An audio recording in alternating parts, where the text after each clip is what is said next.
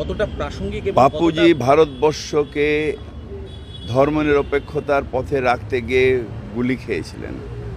মৃত্যুর সময় বলেছিলেন হে রাম, অর্থাৎ রামে বিশ্বাসী কিন্তু ধর্মনিরপেক্ষতায় সব মানুষকে নিয়ে চলার পক্ষে।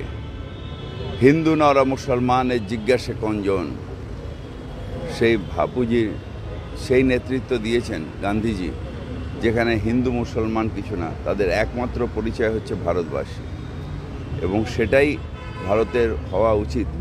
এটা আমাদের দুর্ভাগ্য যে এখন একটা এমন সরকার আছে যে আবার বিভাজন লাগাচ্ছে। এরাই, এই আরএসএস, এই মুসলিম লীগ, যারা ধর্মনিরপেক্ষতার রাস্তায় কাঁটা হয়ে দাঁড়িয়েছিল, তারা একবার ভারতবর্ষকে অভিসন্ধি করে ব্রিটিশদের দালালি করতে গিয়ে ভাগ করেছে।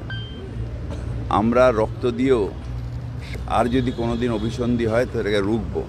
তার কারণ ভারতের মাটি সবার, হিন্দু মুসলিম শিখ ইসাই জৈন বুদ্ধিস্ট সবার, আমরা যারা ভারতের নাগরিক আমাদের সবার।